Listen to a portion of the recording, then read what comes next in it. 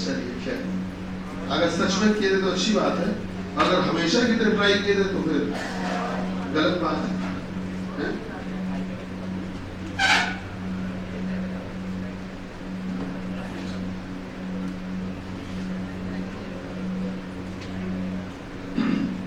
चलिए देखते हैं, शुरू किया जाए।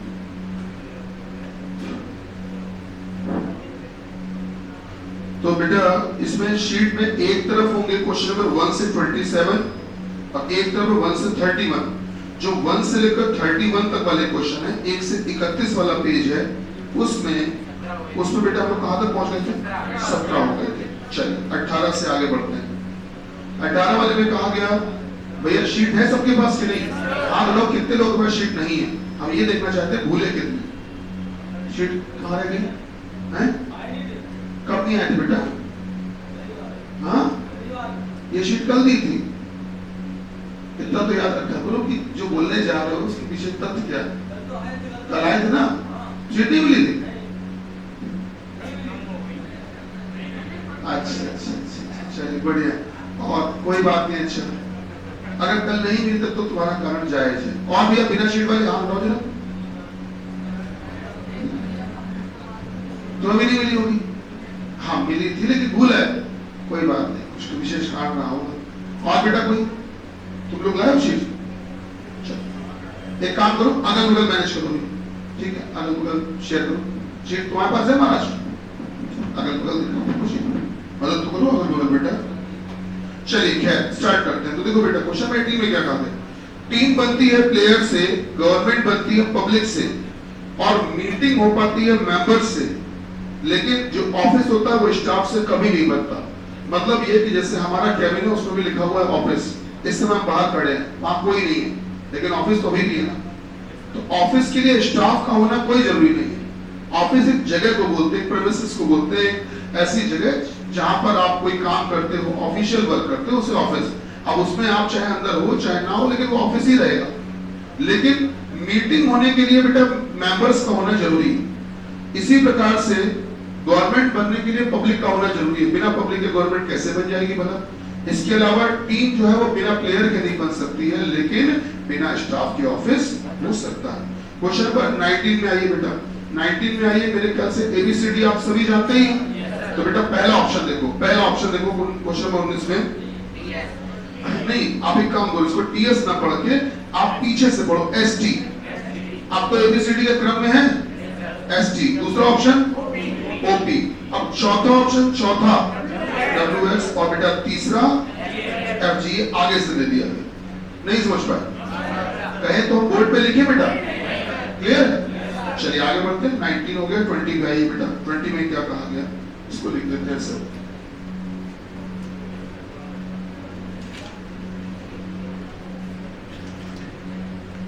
बेटा 20 में ये कहा गया, पढ़िएगा, लिखा हुआ है ADHMSZ।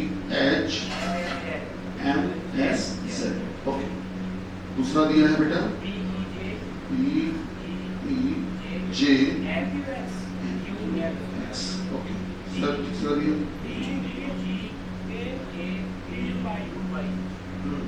चौथा दिया सर। आइए देखते हैं सर, अगर इनके ऊपर हम नंबर डाल दें कि कोड वैल्यू डाल दें तो शायद कुछ जल्दी मदद मिल सके।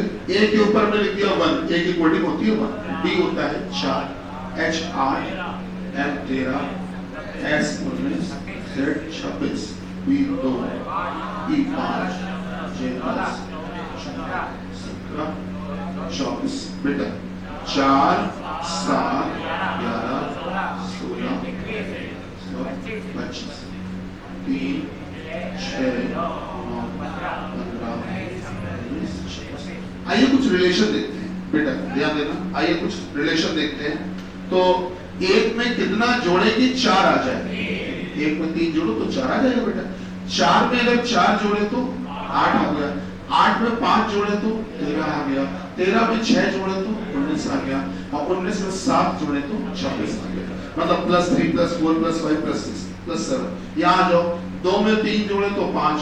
अब 5 में अगर 5 जोड़े तो 10, 10 में 4 जोड़े तो 14, 14 में 3 जोड़े तो 17, 17 में 7 जोड़े तो 24। अच्छा यहाँ देखो बेटा, 4 में 3 जोड़ो तो 7, 7 में 4 जोड़ो तो 11, 11 में 5 जोड़ोगे तो 16, 16 में अगर 5 जोड़ोगे तो 21, और 21 में 4 जोड़ोगे तो 25। यहाँ पर देखो बेटा, यहाँ पर 3 में अगर 3 जोड़ोगे तो 6 आएगा, 6 में 3 जोड़ोगे तो 9 आएगा, 9 में अगर 6 जोड़ोगे तो 15 आएगा, और 15 में 4 जोड़ोगे तो 19, और 19 में 7 जोड़ोगे तो 26। केवल और केवल पहला ही ऑप्शन है जो एक सीक्वेंस में दिया गया है। क्या समझ पा रहे हैं? बाकी देखोगे तो कभी 3 3 जुड़ा, फिर 6 जुड़ा, 4 जुड़ा, 7 जुड़ा, यहाँ 3 के बाद 4, 4 के बाद 5, 5 के बाद फिर से 5 आ गया, और फिर 4 आया। यहाँ भी कोई क्रम नहीं चल रहा है, लेकिन सबसे पहले वाले में एक सीक्वेंस चल रहा है। बेटा है ना? ठीक। क्वेश्चन नंबर 21 में देखो, बोला गया कौन सी श्रेणी पैटर्न के अनुसार पैटर्न का अनुसरण करती है और अन्य से भिन्न। तो अगर देखोगे तो पहला ऑप्शन क्या दिया है सर? बेटा mx ln, दूसरा दिया है fx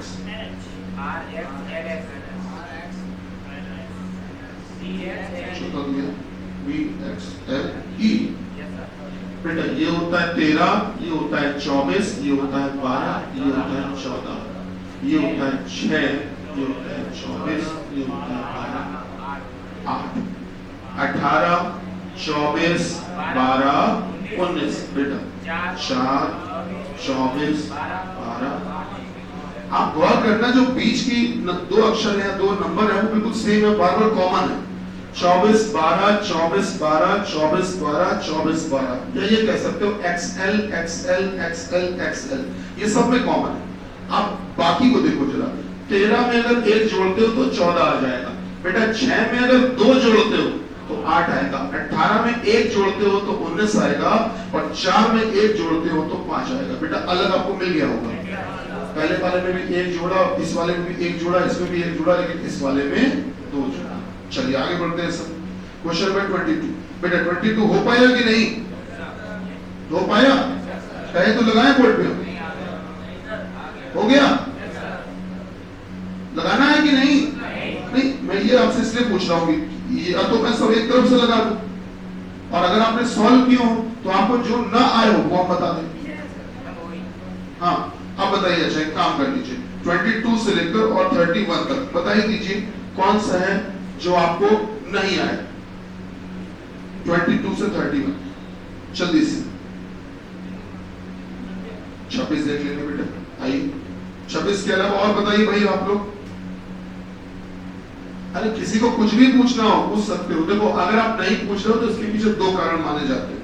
या तो आप पहला कारण ये कि आपने लगाए और आपको सारे आ गए, दूसरा कारण भगवान ना करे हो। दूसरा कारण पता है क्या है? कि आपने लगाया ये शीट घर पे खोल के भी नहीं देखी, और पता नहीं कि हमको इसके ज्यादा आसार लग रहे हैं। दूसरा कारण इसलिए। और जी बिल्कुल 24 में देखेंगे सर। चलिए काम करते हैं, 26 चूंकि लिख रहे हैं तो 26 को पहले कर लेते हैं, फिर बेटा 24 पे आ जाते हैं। आइए देखते हैं।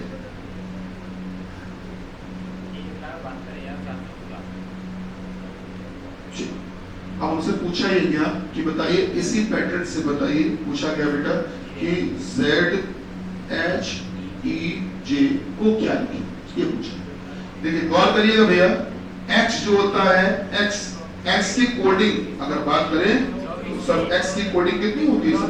24 होती है सर। X की कोडिंग होती है 24। बेटा I होता है 9, G होता है 7, B होता है 16। ठीक है, ध्यान दीजिए ना। अगर इस 24 में से हम 7 घटा दें, 7 घटा दें, 24 में 7 क्या क्या 17 सही लिखा है। अब बेटा 9 में से भी 7 घटा दें, क्या 2 सही लिखा है। इसके बाद इस 7 को वैसा ही लिख दिया, वैसा ही, कुछ नहीं घटाया गया। और ये जो आखिरी वाला 16 है, इसको भी वैसा ही लिख दिया गया, कुछ नहीं घटाया गया। क्या हमारी बात समझ पा रहे हैं बेटा? मतलब आखिरी के जो 2 वैल्यू हैं वो वैसे ही एज इट इज लिख दिए गए, और आगे के 2 अक्षरों के जो मान है उसमें 7 घटा के लिखा गया है बेटा। चलिए वही काम हमको भी करना है सर। आइए देखते हैं सर। तो Z होता है सर 26, H होता है 8, E होता है 5, J 10। तो आगे के 2 नंबरों में जो 2 संख्याएं हैं उनमें 7 घटाना है। 26 में 7 गया 19, 8 में 7 गया 1, बाकी के दोनों नंबर वैसे ही लिख दो जैसे लिखे हैं, 5 10। चेक करिए कौन सा ऑप्शन है। हाँ जी, सेकंड, चल डी। अच्छा चल, तो आइए 24 नंबर में आ जाइए। 24 में क्या कहा गया, ध्यान दीजिएगा बेटा। क्वेश्चन नंबर 24 में क्या कहा गया, गौर करना।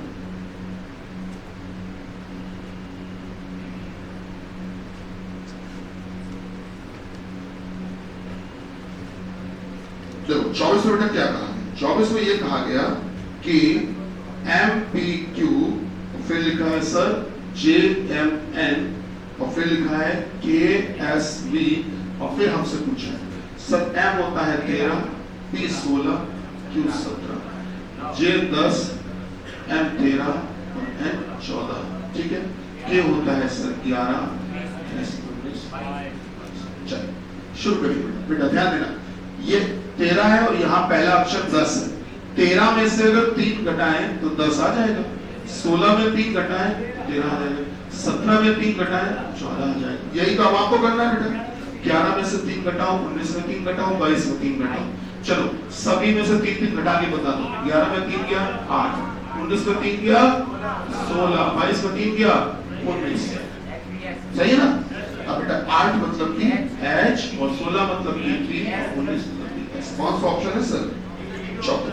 चलो और बताइए सर कौन सा। हाँ 22 देख लेते हैं सर, सर बिल्कुल देख लेते हैं। 22 देखिए सर क्या कहा गया।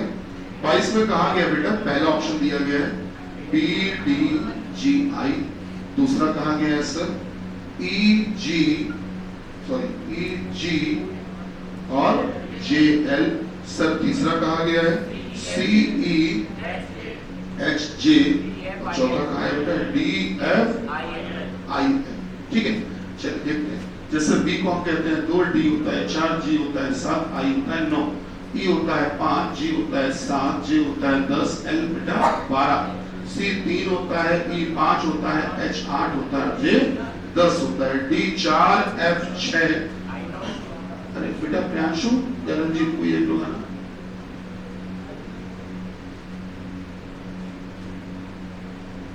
कोई नहीं बता देना बेटा। और F 6, I 9 होता है और L 12 होता है। चलिए देखते हैं बेटा, गौर करना, गौर करिए बेटा। 2 में कितना जोड़ेंगे 4 आ जाए, फिर 4 में कितना जोड़ेंगे 1 तो 7 आ गया, 7 2 9। फिर देखो 5 में 2 जोड़ो तो 7, 7 में 3 जोड़ो तो 10, 10 में 2 जोड़ो तो 12, 3 में 2 जोड़ो तो 5, 5 में 3 जोड़ो तो 8, 8 में 2 जोड़ा तो 10। सर 4 में 2 जोड़ा तो 6 आया, 6 में 3 जोड़ा तो 9 आया, 9 में 3 जोड़ा तो 12। बेटा अगर देख पा रहे हो तो +2 +3 +2 +2 +3 +2 +2 +3 +2 +2 +3 अलग मिल गया ना। चलिए बेटा और बताइए 22 से 31 तक और कोई।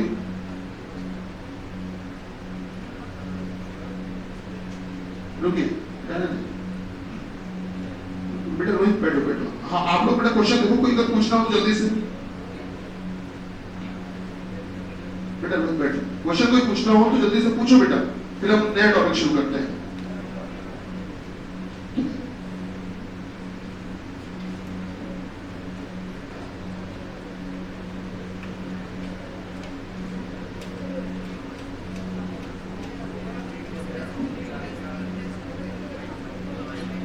चलिए स्टार्ट करते हैं।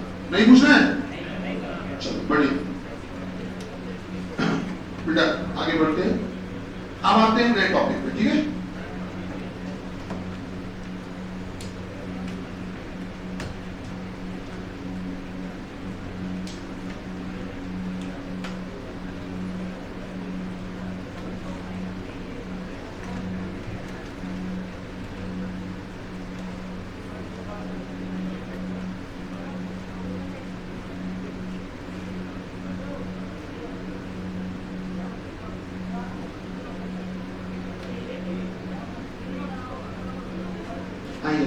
आप लोगों का फेवरेट टॉपिक शुरू कर रहे हैं आज।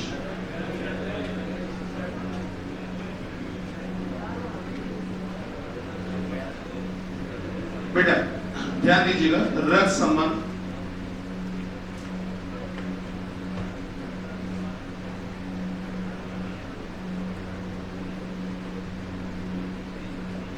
शुरू करते हैं। भैया आदर सम्मान ध्यान दीजिएगा। देखिए होता क्या है, आमतौर पे जो रिश्तेदारी हम लोग अपने घरों में बोलते हैं, एक दूसरे से बातचीत में इस्तेमाल करते हैं, वो हिंदी में ही बोलते हैं। और सही भी, हम लोग अब जिस संस्कृति में रह रहे हैं उसके हिसाब से हम लोग को हिंदी में ही आपस में रिश्तेदारी बोलनी होती है। ठीक, मुख्य रूप से अगर देखा जाए तो आपको बताएं, यूपीटीपीएससी का पेपर हो, चाहे वो एसएससी का पेपर हो, चाहे वो पुलिस कांस्टेबल का दुबेजी पेपर हो, सभी में अब एक विशेष बात आने लगी है कि वो जो ऑप्शन देते हैं, समझ रहे हैं, वो ऑप्शन जो देते हैं वो इंग्लिश में देते हैं। आपका पेपर हिंदी इंग्लिश बाइलिंगुअल आता है, आप भी चाहोगे कि हम हिंदी वाला ही सेक्शन देखें, उसको ही सॉल्व करें, और बेटा हिंदी में भी जो लिखा होगा वो रिश्ते इंग्लिश के ही लिखे होते हैं। ये एक नई समस्या शुरू हुई है, ये सच में शुरू हुई है। और इंग्लिश में रिश्तेदारी बहुत ज्यादा नहीं होती, बहुत लिमिटेड होती है, वो हम लोग जल्दी से समझ सकते हैं। उनका मैं परिचय दे देता हूं, ठीक है। जैसे मान लीजिए कहीं पर लिखा हुआ है कि बताइए ए का बी से क्या संबंध है, और ऑप्शन में दिया हुआ है, इंग्लिश में आप पढ़ रहे हो क्वेश्चन, उससे पहला ऑप्शन दिया स्पाउस, दूसरा दिया सिबलिंग, तीसरा ग्रैंडफादर, चौथा दिया डॉटर इन लॉ। अब सुनने में इतने खतरनाक लग रहे हैं, तो मन में आया कि चलो इसको हिंदी में देख ले।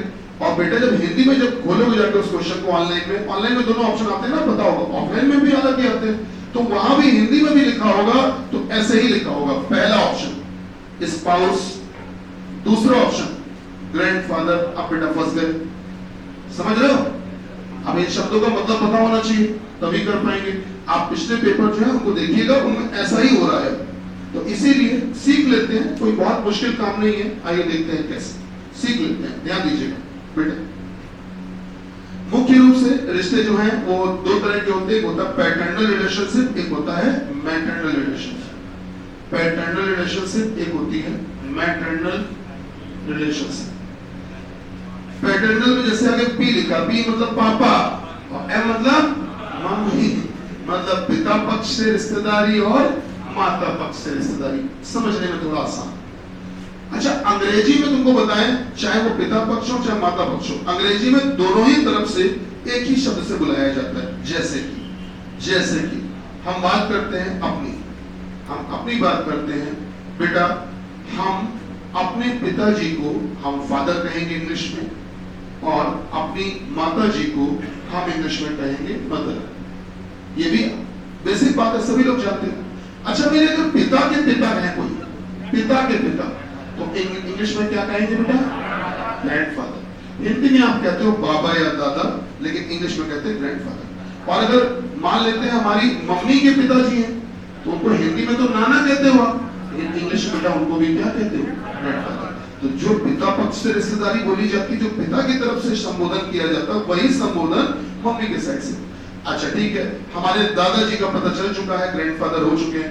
अगर मान लो दादा के भी पिता जीवित हो, मान लो, तो बेटा उनको कहते हैं इंग्लिश में ग्रेट ग्रैंडफादर। बात सही? अच्छा, हमारे अगर नाना के भी पिताजी जीवित हैं, तो वैसे हिंदी में तो आप परनाना कहते हो, लेकिन इंग्लिश में कहोगे क्या सर? Great grandfather. इंग्लिश में कहोगे ग्रेट ग्रैंडफादर। ठीक, पर बाबा या पर नाना मिल चुके, वहां तक पहुंच चुके। अगर मान लो पर नाना के भी पिताजी जीवित है, मान लो, और अगर आप सोचोगे तो आप जितने बैठे हो, मैं अपने आप को भी शामिल कर लूं, शायद हम में से कोई भी वो सौभाग्यशाली नहीं है कि हमारे पर नाना के भी पिताजी जीवित हो। पर नाना या पर बाबा जीवित हो, वही बड़ी बात है। मेरी बात समझ रहे हैं? आजकल बाबा तक भी बड़ा रेयर है, हम लोग उनको संभाल के रख नहीं पा रहे हैं। तो ऐसी स्थिति में हमारे पर बाबा जीवित हो, ये तो बड़ी बात हो गई। और अगर पर बाबा के भी बेटा पिता जीवित हो, तो इनको बोलते हैं द ग्रेट ग्रैंडफादर। अब ये द क्यों लगाया गया, उसका रीजन सुन लीजिए बेटा। अगर आप देखोगे द ग्रेट ग्रैंडफादर क्यों लगाया गया, इंग्लिश में एक आर्टिकल पढ़ाया गया द कब लगाया जाता है? जब कोई चीज यूनिक होती है, विशेष होती है, उस जैसा दूसरा कोई नहीं, जैसा वो वैसा कोई और है ही नहीं दूसरा। तो जब आप ढूंढोगे तो ऐसे तो आपको कोई मिलेगा ही नहीं, शायद एक ही मिले, जिनमें कि आपके पर बाबा के भी पिताजी जीवित हो, ऐसा एक ही होंगे।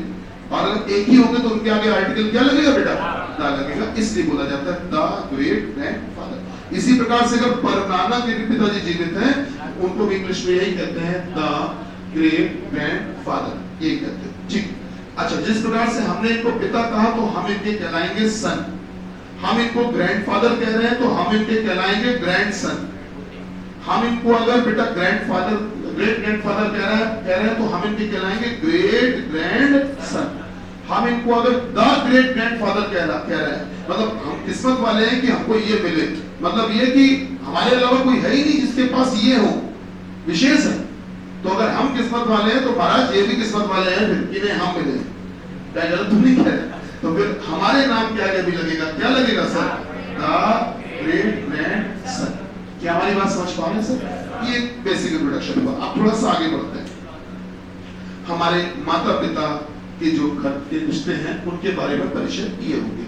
अब थोड़ा सा आगे बढ़ते हैं। देखिए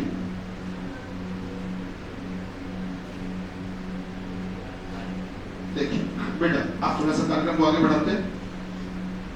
एक शब्द आता है अंकल। अंकल का मतलब क्या होता है जरा बताइए जल्दी से। आपको एक मजे की बात बताएं, अपना भारत शुरू से पुरुष प्रधान देश रहा है। यह परंपरा गलत है, हालांकि शुरू से पुरुष प्रधान देश रहा है। ऐसा पता कैसे चला कि शुरू से पुरुष प्रधान देश रहा है? अपने हिंदुस्तान में आप गौर करना, बचपन से लेकर आज तक आपको जो भी रिश्ते पढ़ाए गए वो बेटा पिता पक्ष से ही पढ़ाए गए, पुरुष की तरफ से ही पढ़ाए गए, माता पक्ष से नहीं पढ़ाए गए। बताते हैं कैसे। बचपन में आप पढ़ाई करते थे, आपको सिखाया जाता था अंकल मतलब चाचा, यही बताया जाता था। वो तो हमने अब जाके जाना है कि अंकल का मतलब और भी बहुत कुछ होता है, पर अंकल मतलब हमको क्या पढ़ाया गया? चाचा, मतलब कि पापा के भाई, यही हुआ ना सर? मम्मी के भी तो भाई होते होंगे, उनको भी इंग्लिश में अंकल ही कहते हैं, पर हमको क्या पढ़ाया? अंकल माने चाचा, मतलब कि पुरुष की तरफ से, पिता की तरफ से पढ़ाया। पुरुष वर्ग से ही सिखाया गया कि बेटा पिता पक्ष से रिश्तेदारी सीखो। नेफ्यू मतलब क्या होता है? नेफ्यू भतीजा, आपको पता है ये भी पिता की ही तरफ से होते हैं, ये भी पुरुष की ही तरफ से होते हैं। क्या नेफ्यू माने भांजा नहीं होता है? सर वो भी होता है, लेकिन हमको सिखाया कौन सा गया बेटा? कौन सा? पिता पक्ष से, पुरुष पक्ष से। ग्रैंडफादर का मतलब दादा ही सिखाया गया था, नाना नहीं सिखाया गया, जबकि सच्चाई है कि ग्रैंडफादर का मतलब नाना भी तो होता है। तो ये बचपन से ही हमारे दिमाग में इंपोज की जा रही बातें जबरदस्ती की कि सर पिता पक्ष या पुरुष पक्ष से ही रिश्तेदारी सीखी, जबकि गलत बात है।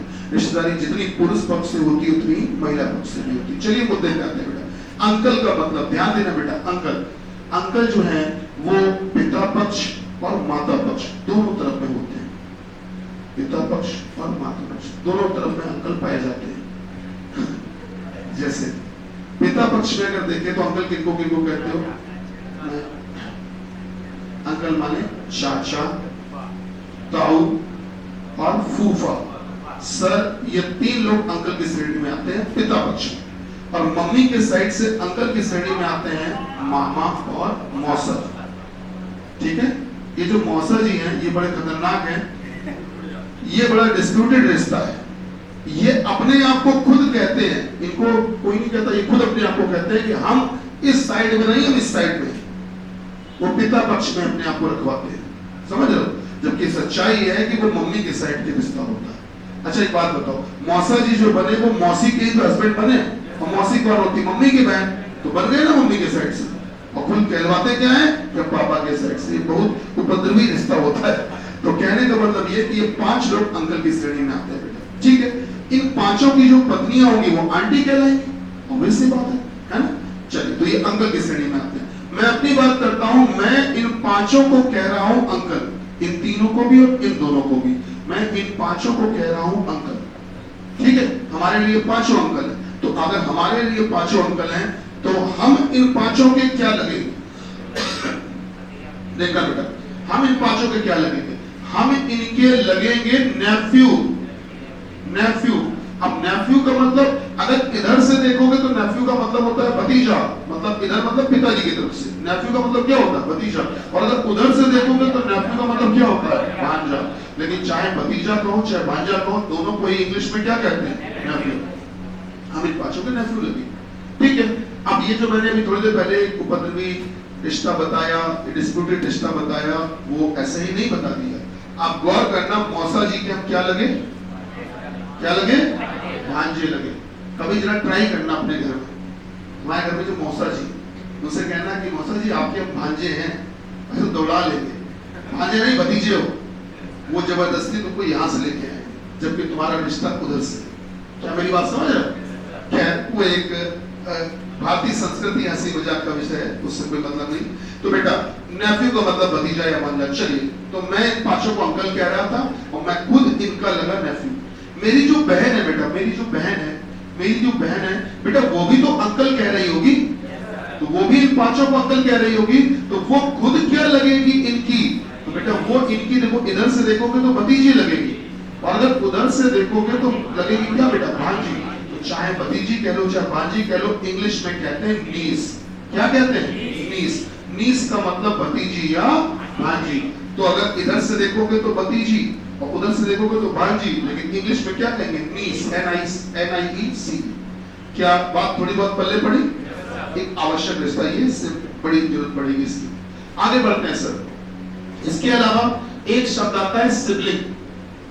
ये जो इंग्लिश में लिख रहे हैं बेटा, आपको पेपरों में ये हिंदी में ऐसे लिखे हुए मिलेंगे, जो हम लिख रहे हैं ना बेटा, इसी को वो हिंदी में भी लिख के देते हैं ऐसे, सिबलिंग। तो हम इंग्लिश की स्पेलिंग में लिख रहे हैं, वो हिंदी के अक्षरों में लिख सकते हैं, कोई फर्क नहीं पड़ता, लेकिन है तो शब्द अंग्रेजी का ही। सिबलिंग का मतलब होता है बेटा सगे भाई या बहन। सगे भाई या बहन मतलब अगर दो सगे भाई भाई हैं तो भी सिबलिंग, दो सगी बहनें हैं तो भी सिबलिंग, और अगर एक सगा भाई और एक सगी बहन है तो भी सिबलिंग। भैया समझ पा रहे हैं? अच्छा, आगे बढ़ते हैं। एक शब्द और आता है, एक रिश्ता और आता है, जैसे यहां लिख देते हैं, वो है बेटा स्पाउस।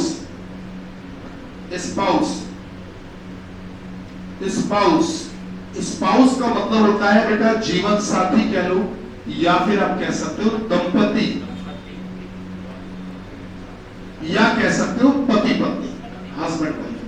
मतलब एक पति के लिए उसकी पत्नी स्पाउस होती है और एक पत्नी के लिए उसका पति स्पाउस होता है। जब तक आपकी शादी नहीं होती है तब तक आप जब कोई फॉर्म भरोगे तो उसमें आपको फादर्स नेम लिखना होगा, अपना नाम और पिता का नाम। लेकिन जब शादी हो जाएगी तो आपको बताएं, आप फॉर्म जब भरोगे तो उसमें स्पाउस नेम लिखना पड़ता है। बात समझ रहे हैं? क्योंकि आप जो है, जैसे आपकी वाइफ है तो वो उस आप ही पर तो डिपेंड रहेगी, तो उसके संरक्षक, उसके केयर टेकर आप ही तो कहलाओगे। आप पिता की जिम्मेदारी नहीं है, अब जिम्मेदारी आपकी बनती है, तो उस समय देखा जाए तो संरक्षक के रूप में आप कहलाओगे। और इसी प्रकार से आप अगर कोई फॉर्म भर रहे हो तो पत्नी का नाम लिखोगे बेटा, ठीक है? चलिए आगे बढ़े सर। ठीक, तो स्पाउस हो गया एक रिश्ता। एक रिश्ता और है, वो आप सबने सुना है, फेमस है, कजिन। कजिन का मतलब बताया जाए क्या होता है, बताइए। कजिन की एक अच्छी परिभाषा आपको देते हैं, एक सेकंड ये भी लिखना फिर खींचना पड़ेगा। कजिन का मतलब सगे भाई या बहन को छोड़कर, सगे भाई या बहन को छोड़कर जो भी भाई बहन होते हैं, परिवार में, सगे भाई बहन को छोड़कर जो भी भाई बहन होते हैं वो सभी कजिन कहलाते हैं, बेटा। बस सगे नहीं होने चाहिए,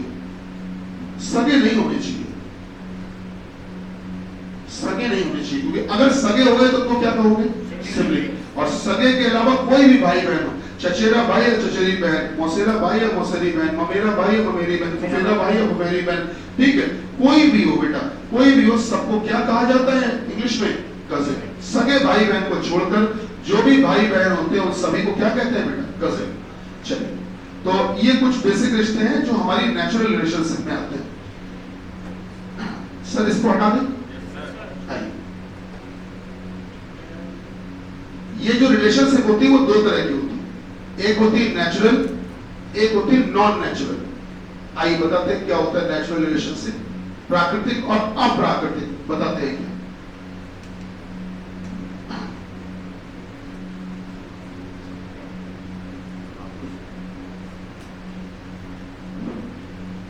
अच्छा, ब्लड रिलेशन में ध्यान रखना, स्टेप रिलेशनशिप को नहीं कंसिडर किया जाता, जो सौतेले संबंध होते हैं उनको इसमें नहीं लिया जाता है। ब्लड रिलेशन की बात ही हो रही है तो वो सौतेले संबंध इसमें नहीं कंसिडर किए जाते हैं। जी बेटा वो कट डाल दो, आप देखिए क्या स्थिति सही।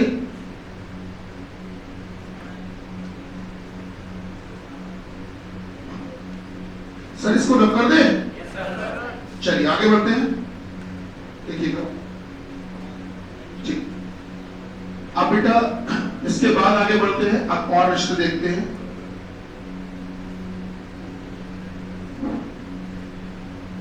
अब आता है इन लॉज रिलेशनशिप, ये भी बड़ी इंपॉर्टेंट रिश्तेदारी है।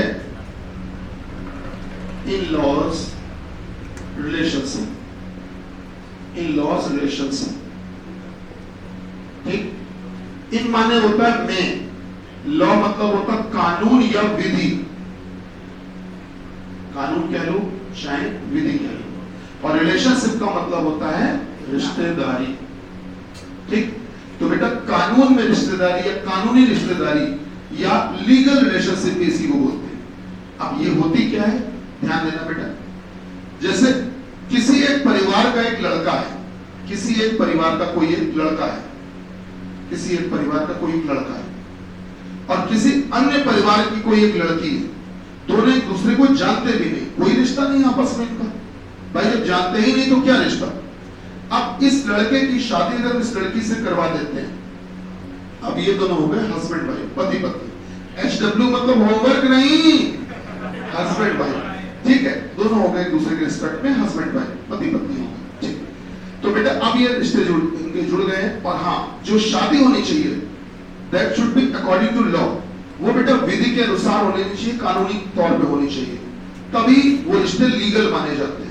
अब वो कानूनी तौर पे लीगल होनी चाहिए या विधि के अनुसार होनी चाहिए या अकॉर्डिंग टू लॉ होनी चाहिए, इसका मतलब क्या होगा।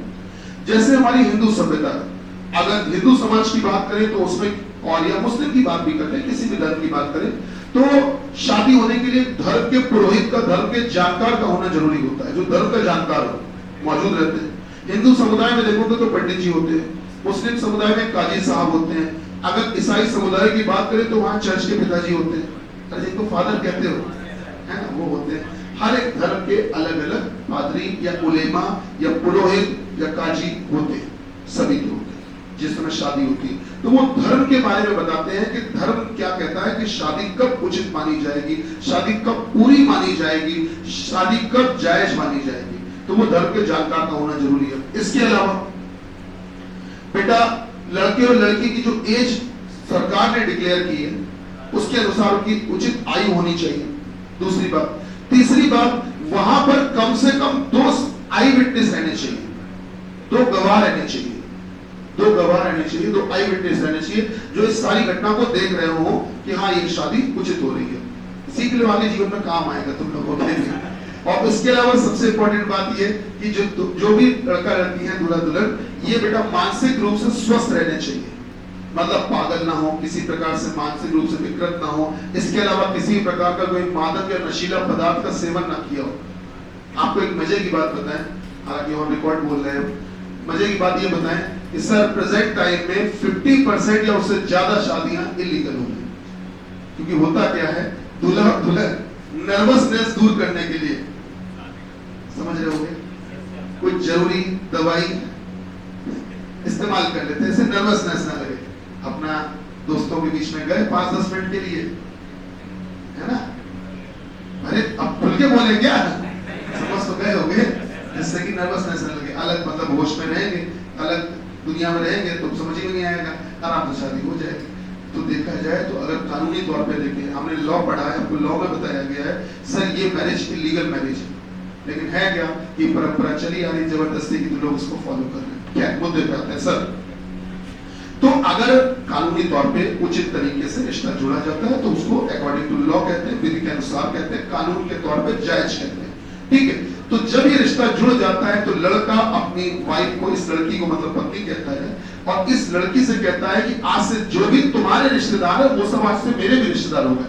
मतलब लड़की के जो पिता और माता है, लड़की के जो पिता और माता है, जो फादर और मदर है, वो ये लड़का कहता है कि आज से वो मेरे भी माता पिता, आज से वो मेरे भी माता पिता। हालांकि हिंदी में तो आप सास ससुर कहेंगे, लेकिन वो कह रहा है कि आज से वो मेरे भी माता पिता। अब समस्या ये है कि माता पिता तो है, तो इनके खुद के भी तो एक थे माता पिता, और इधर भी मिल गए, तो ऐसे 2-2 पापा 2-2 मम्मी थोड़ी ना होंगे। कुल मिला के जो ये वाले पिताजी और माताजी कानूनी तौर पे बताए गए, तो इसीलिए इनके नाम के आगे, इनके रिश्ते के आगे लिखा होता है कि पिताजी तो हैं लेकिन कानून में, फादर इन लॉ। बेटा पिताजी तो हैं लेकिन किसमें? कानून में, मतलब कानून के अनुसार है। सर इसी प्रकार से माता जी तो हैं, मदर तो हैं, लेकिन किसमें? कानून में, मदर इन लॉ। ठीक है, लड़के ने कहा कि ठीक है तुम्हारे माता पिता को हमने फादर इन लॉ कानून के अनुसार मान लिया, मदर इन लॉ कानून के अनुसार मान लिया। ठीक, तो वो माता पिता कहते हैं कि ठीक है बेटा आपने हमको अपने पिता माता माना है तो आज से आप ही हमारे बेटा हुए, लेकिन बेटा तो हुए लेकिन कानून में सन इन लॉ, हिंदी में इसी को कहते हैं दामाद। इसके अलावा लड़का अपनी पत्नी के भाई बहनों को भी भाई बहन मानता है, बिल्कुल मानता है। तो हिंदी में क्या कहता है? साले साली, ये सब बोलता है। पर इंग्लिश में इसी रिश्ते को कैसे डिस्क्राइब करोगे? Sir brother in law, brother in law और बेटा सिस्टर इन लॉ। भैया समझ पा रहे? ब्रदर इन लॉ और सिस्टर इन लॉ। ठीक, चलिए लड़के ने तो अपनी पत्नी के सारे घर वालों को अपना स्वीकार कर लिया। अब बारी है लड़की की। लड़की भी कहती है पति से कि ठीक है हे पतिदेव, आज से तुम्हारे भी सारे रिश्ते मेरे हुए।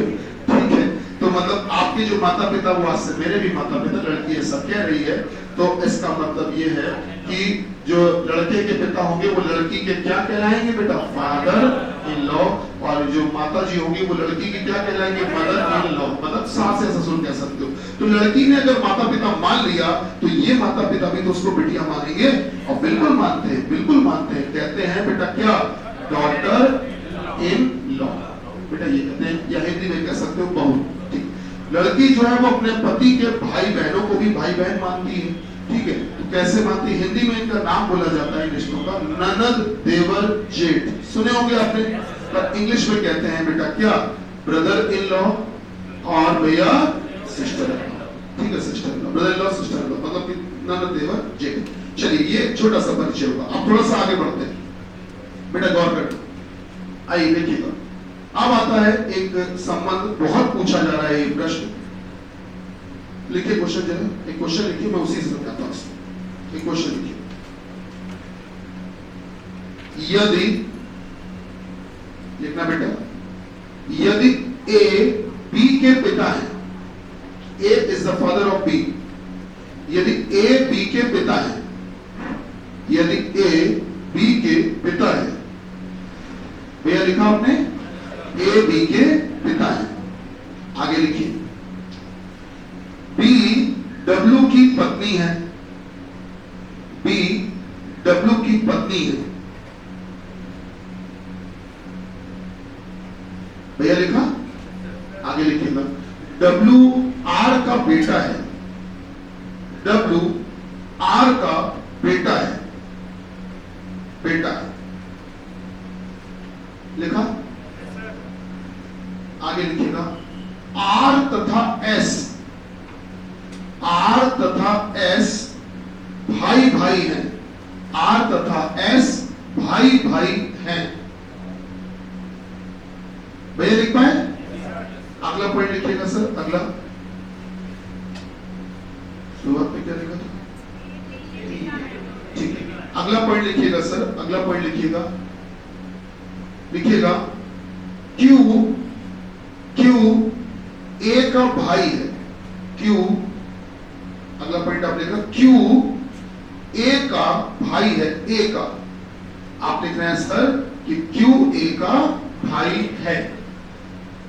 तो बताइए, तो बताइए, तो बताइए, तो बताइए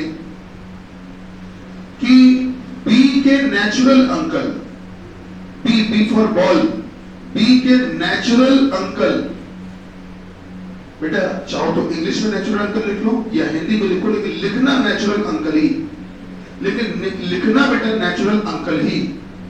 बी के नेचुरल अंकल कौन है?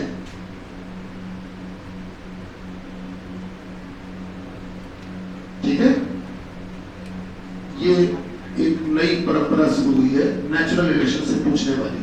सुन, अब ये नेचुरल रिलेशनशिप का परिचय दे ही देते हैं, ध्यान से देखना बेटा। आपको हमने क्या बोला था? क्या था? ए बी के पिता। ठीक, सर हमने ये ए बनाया, ठीक, ये बी बना दिया। आपको ब्लड रिलेशन में ये फ्लो चार्ट का मेथड सिखाएंगे। एक बेसिक बेसिक मेथड है जो हम सभी लोग जानते हैं, सुना या देखा ही होगा कभी। जैसे कह दिया गया कि P Q के पिता है, P को ऊपर बनाया, Q R का भाई है, ठीक। बोल दिया गया R S की पत्नी है, R S की पत्नी है। बोल दिया गया W S का बेटा है, ऐसे बना देते हैं, ठीक है। देखने में ठीक लग रहा है, सरल भी होता है, जल्दी भी बन जाता है, कोई दिक्कत नहीं।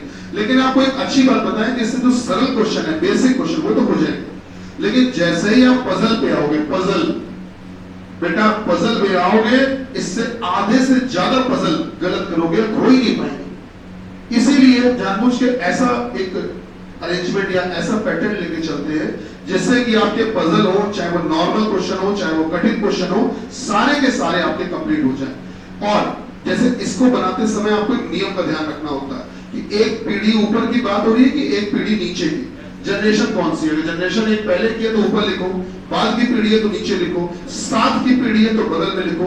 सर उसमें कोई नियम नहीं होता, उसमें कोई नियम नहीं, तुम्हें जो मन करे, जहां मन करे वहां लिखो, आंसर सब तरफ से सही आता है। तो बोला क्या गया, ए बी के पिता है। बस एक बात का ध्यान रखना, जैसे तीर का निशान लगाया ए की तरफ, और हमने बीच में यहाँ कहीं लिख दिया पिता, तो ये जो रिश्ता लिखा जाता है, रिलेशन, ये बेटा उसके लिए लिखा जाता है, ये रिलेशन जिसकी तरफ ये तीर का निशान होता है, ये एरो होता है। तो मतलब यहाँ पिता किसको बोला गया है बेटा, एक को बोला गया, ठीक है।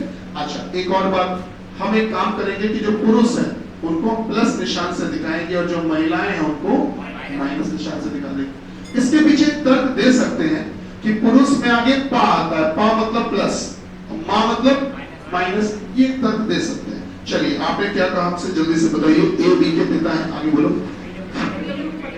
बी डब्ल्यू की पत्नी है। सर बी डब्ल्यू की पत्नी है, देखकर बताओ इस समय पत्नी हमने क्या बी को सही लिखा? अच्छा, बी का वाइफ एक पत्नी होने की वजह से ये माइनस होगी। अच्छा, अगर पत्नी महिला है तो जाहिर सी बात है पति होंगे, तो सबको नहीं पता है ना, अरे भैया प्लस, सही बात है। अच्छा, आगे बढ़ते हैं, पता है सर आगे क्या था, डब्ल्यू आर का बेटा है, गुड,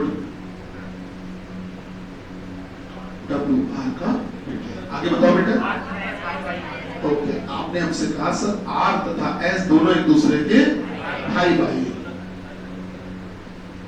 दोनों एक दूसरे के भाई भाई। चलिए, बहुत बढ़िया बात। बताइए आगे भी एक बात बोली गई, क्यों ए का भाई है।